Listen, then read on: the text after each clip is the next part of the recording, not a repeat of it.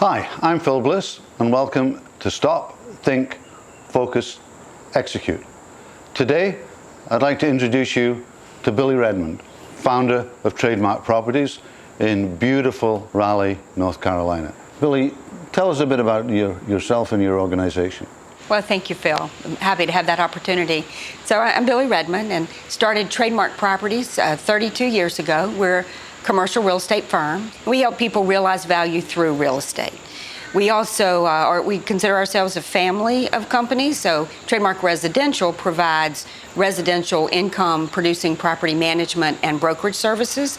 And Trademark Association Management provides management for professional associations and homeowners associations. We were talking earlier, just give everyone a sense of the scope of the business. So we're here in Raleigh, but you move a lot further than that.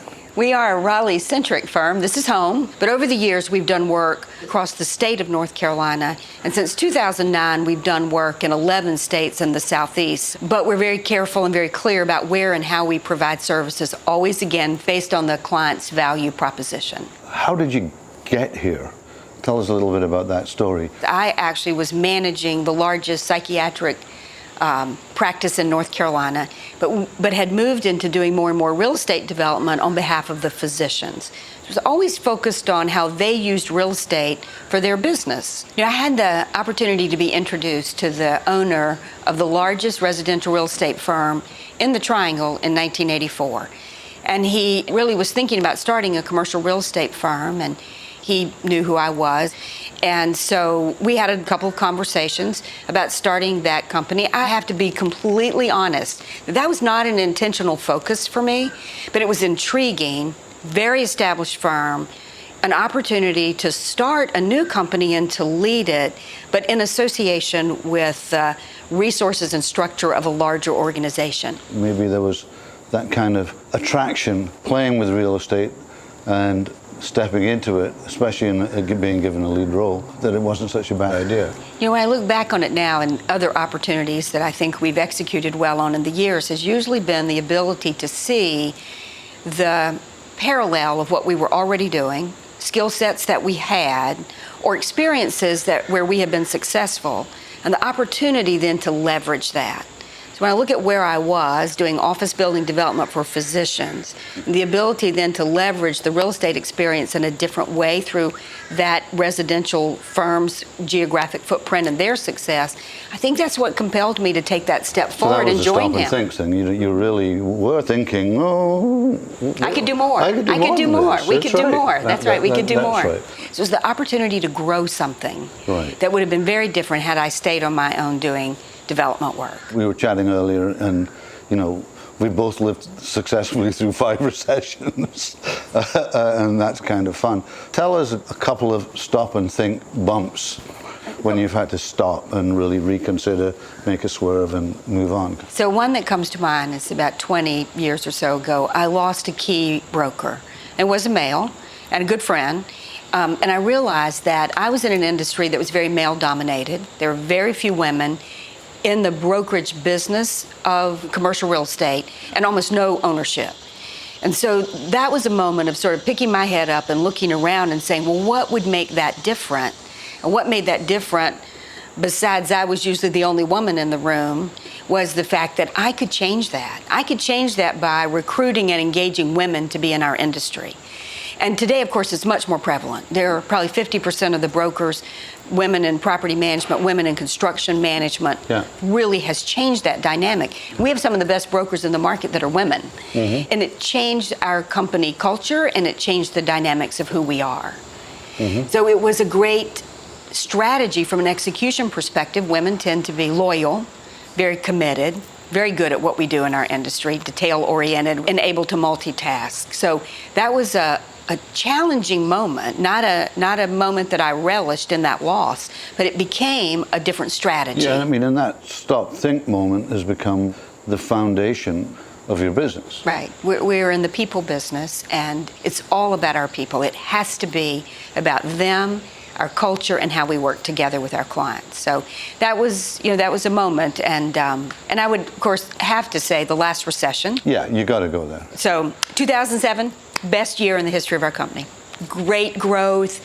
retooled, reorganized, brought in new talent, hired really good people.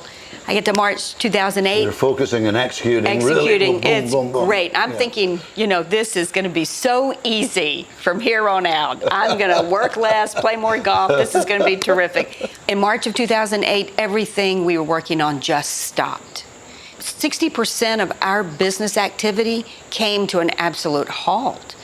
And I do think one of the things that we did differently was we thought through where we were, and I'd like to say it probably does have the fact to do that when you're a little older and you've experienced it before, you look at things differently. You didn't keep rushing to get where you had to be. I had a lot of peers who said, this is going to last a year.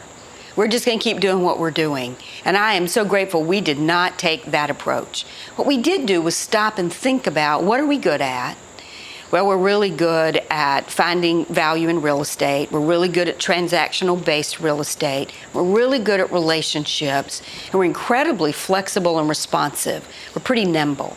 So what we realized that was different in the business model was who owned the real estate. Mm-hmm. So all of a sudden, the banks were going to own the real estate. That's right. So we created a new division of the company called Special Asset Solutions, SAS, and we went after the bank business. And I'm happy to say we were on the front of that by as much as 2 years from our competitors. So starting in 2009, we created the opportunity to do over $100 million of closed transactions each year in 11 states across the Southeast. So here we are, this Raleigh-centric company, but yet we did work in Miami, we did work outside of Atlanta, we did work in Texas and Tennessee and West Virginia and Kentucky. We developed a proprietary software system to do it. Our clients liked it, and we went to work ultimately for 9 banks. Best years in the history of our company. Mm-hmm. And the great news is that we sold that real estate to people who had cash. Some were very non-traditional buyers, and to a fair number of private equity firms. Mm-hmm. So we set about as the next differentiator to stop and think about what's going to happen next. Eventually, they'll also churn their real estate. Mm-hmm. So we made them our friends, and they are now our next generation of clients, and we're moving that real estate for the people who bought it during the recession. We provided them an opportunity to build value, and now great insight. Realize the value. Great staff of people, great execution. I know you've had some great stop, think, focus, execute moments in your business life. The 2008 recovery is awesome, but you're passionate about your community, so I'm really interested how you're applying those 4 steps in some of the community ventures that you're working with. That's a great question, and probably the one I love to talk about the most. So I've been really fortunate to serve and lead some of our most dynamic boards and organizations in our community. Wake Med Health and Hospitals, a $3 billion operation with over 8,000 employees. For me to be their chair was pretty amazing. I learned a lot. In every one of those opportunities for leadership and volunteer participation, I've learned more than I've given. But I will say, I'm not sure this is exactly a stop, think example, because I had a lot of people who said, what are you thinking? But 6 years ago, I decided to run for mayor. And I decided to run because I thought it was the time for business leadership. And the ability to bring the dynamics of business modeling and business execution to a city government could never have been better. I was obviously wrong. I lost, but I had a terrific experience. So I met people that I would have never met, created friendships and relationships I would not have. I learned a lot about our city and about our government and about the dynamics of what's going on in a way that has since been helpful to help with to lead other initiatives. So that was a great experience as I look back, although not, some people would say, but you lost, so it wasn't successful. It was a really successful campaign because it brought a lot of issues out to the whole community for discussion and for thoughtful dialogue. I'm very, very proud of that campaign, even though I lost. But you stepped out of your comfort zone. I mean, you obviously thought you're a believer in community, so I guess choosing to be mayor is like, one of the top things. If you're going to get there, be the mayor. It's a major commitment. And this is the other thing I learned, and I say to people, the courage, the energy and the investment it takes to run a campaign is immense and amazing. So people should be commended when they step out of that comfort zone. I went to a lot of presentations in which I knew I was absolutely not welcome. And I was not welcome only because of my party affiliation. But what you have to do is press through that, because if you have a message you believe in, you should be willing to go and deliver it. Yeah, but what about this Broads group? It's the worst name in the world, called the Old Broads. So I love this quote from Madeleine Albright: "There's a special place in hell reserved for women who won't help women." And so we created a group called the Old Broads, and we invite young professionals and entrepreneurs to meet with us, and we do it on a quarterly basis, and we just let them ask questions and talk. So we really have the opportunity to help them reframe their thinking sometimes about what's important to them, the struggles they have at the moment. We celebrate successes. That's so it's fantastic. really been a terrific group, but we definitely need a new name. So Billy, the community work is phenomenal, but I've been down here for 3 days in the triangle, as you call it, and there's a tremendous entrepreneurial buzz, and I know you're very involved in it, and you know a lot of our viewers are entrepreneurs. So I'd love to hear about the triangle and the innovation that's going on inside of it. Well, you know what I love to talk about is community and community involvement. And so what I always take the opportunity to say to entrepreneurs or young professionals is that community engagement is good for business. Now, what people typically think then is, good, I'm going to make more money, I'm going to have more business. That's not actually what I'm talking about. I find that when people find something they're passionate about, something they want to be engaged about to make the community a better place to live, so what they find is that they learn so much from the people that they work with on that initiative. They have the opportunity to improve their leadership skills.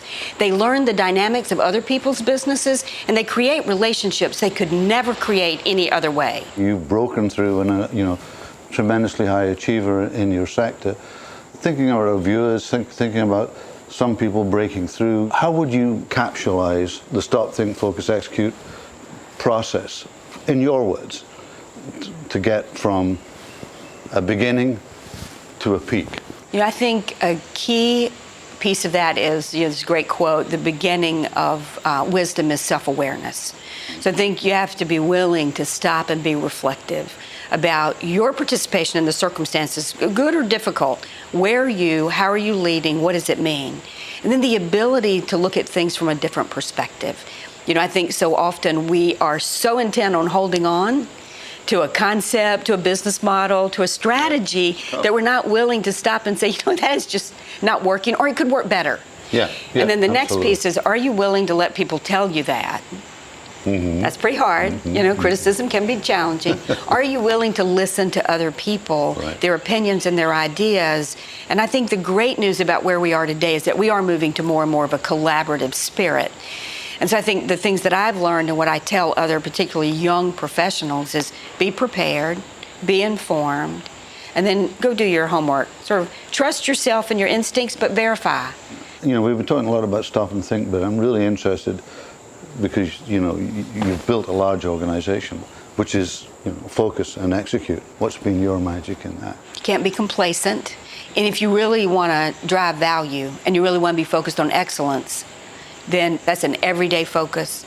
It's a habit. It's a concept that has to be instilled in people every day in everything that you do. So I think the secret to that is a lot of people after success or after a period of time sort of grow weary. You've done it, been doing it for a long time. It's hard. It's hard. Yeah. And so how do you keep that passion? You know, how do you keep that commitment? And I think that again gets back to that team around you and the ability to receive feedback and sometimes criticism, and the willingness of being flexible and the willingness to change. Thanks, Billy. Some great insight for our viewers. I'm Phil Bliss, and thank you for watching Stop, Think, Focus, and Execute. And don't forget, it's not just about business, it's about the community.